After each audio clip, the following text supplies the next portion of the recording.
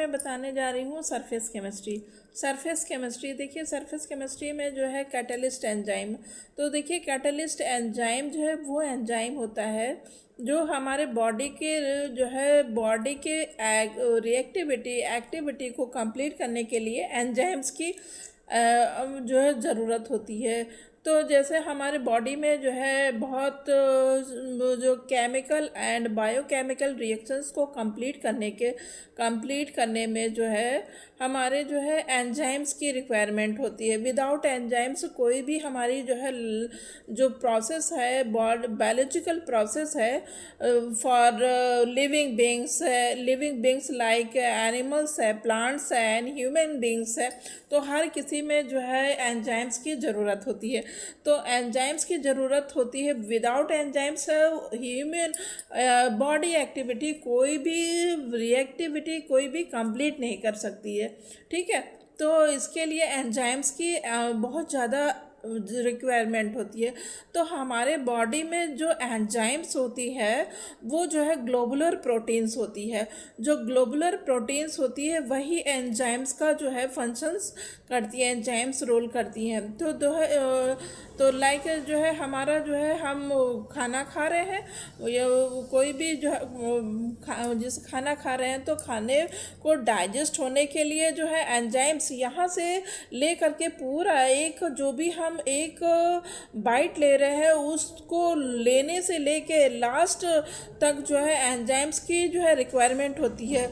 Without enzymes we can not complete digestive process. It take a 50 years time, मतलब कि ये पूरा 50 साल अगर एंजाइम्स ना हो तो हमारा डाइजेस्टिव सिस्टम वो 50 साल तक का समय ले लेगा एक सिंगल मील को कंप्लीट करने में।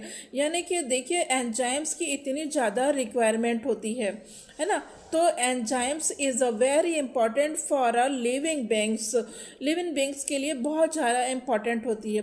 तो देखिए जो है अब जैसे हमने जो है कोई बाइट लिया है तो फॉर एग्जांपल रोटी मैंने खाया है तो रोटी खाने में हमारे जो रोटी जब लेते हैं तो वो जो मुंह में चबाते हैं, कहते हैं कि जितना ज़्यादा चबाएंगे उतना ज़्यादा हमारा जो है अच्छा रहता है।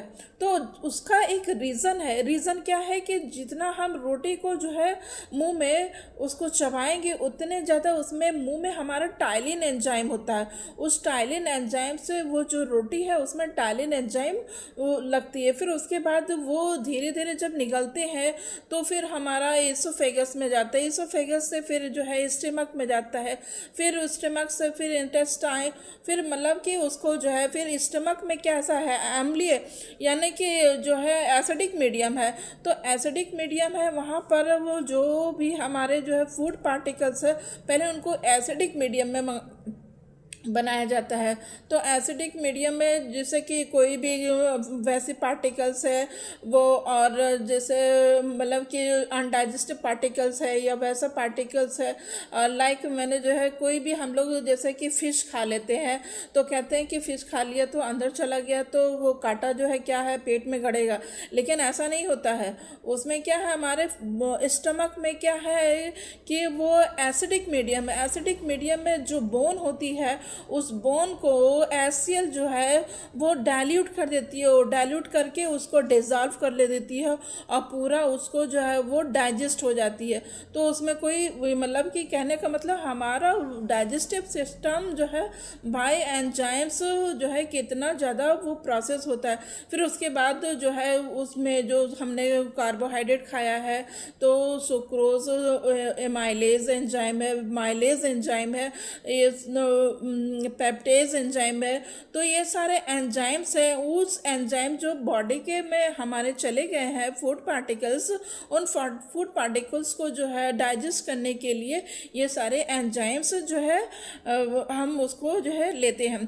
फिर उसके बाद जो है ये जो है एंजाइम्स का फिर देखिए एंजाइम्स में जो बहुत सारे तो एंजाइम्स जो ग्लोबुलर प्रोटीन होते हैं, लेकिन कुछ ऐसे एंजाइम्स होते हैं जो कि जो है प्रोटीन्स नॉन प्रोटीन्स होते हैं।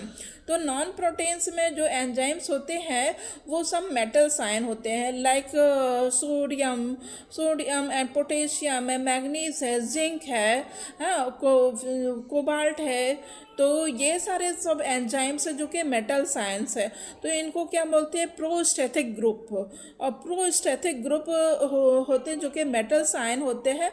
इसमें कुछ जो है ऑर्गेनिक एंजाइम्स भी पाए जाते हैं। ऑर्गेनिक मतलब कि ऑर्गेनिक मटेरियल भी होता है, लाइक जैसे ग्लूकोज है, सुक्रोज, तो इसमें इस टाइप्स के भी जो है कुछ ऑर्गेनिक कंपाउंड्स भी होते हैं। तो इसको बोलते हैं प्रोस्टैथिक ग्रुप।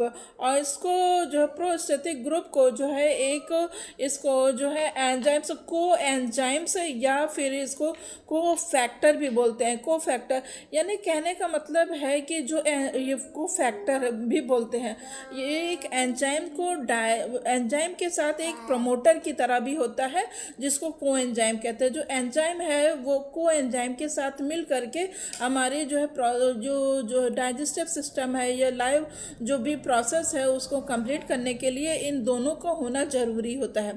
ठीक है, तो ये जो है इसमें एपो एंजाइम है, को एंजाइम है, को फैक्टर है।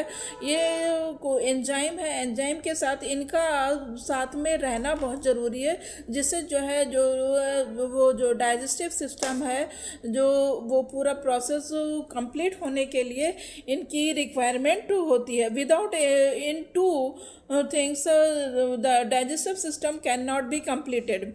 ठीक है, तो जो है ये इसको जैसे एपो एंजाइम, तो इसमें जो है जो एपो एंजाइम लाइक को एंजाइम, उसमें जैसे कि हम वो ये जैसे जो है विटामिन्स भी होते हैं। विटामिन्स में लाइक रेबोफ्लेविन, नियासिन, थायोनिन है और रेटिनॉल है। तो ये सारे जो है ये विटामिन्स भी हैं जो एपो एंजाइम को रिएक्ट करके एंजाइम के साथ जो है पूरे हमारे बॉडी के लिविंग प्रोसेस को कंप्लीट करने के लिए इन सभी की रिक्वायरमेंट होती है। Without in this things the life process can not be completed. So like देखिए कि जो है वह हमारे बॉडी में जैसे पानी हमने नहीं पिया, बहुत देर तक पानी नहीं पिया, या फिर जो है कहते हैं कि जो है हमको डायरिया हो गया या फिर कुछ, तो उसमें मिनरल्स के कहते हैं ORS घोल देना चाहिए। तो ORS घोल देने का प्रोसेस क्या है कि उसमें जो है हमको मिनरल्स की रिक्वायरमेंट होती है। ठीक है, तो आज के लिए इतना ही। ओके, आगे मैं कंप्लीट करूँगी। Okay, bye bye.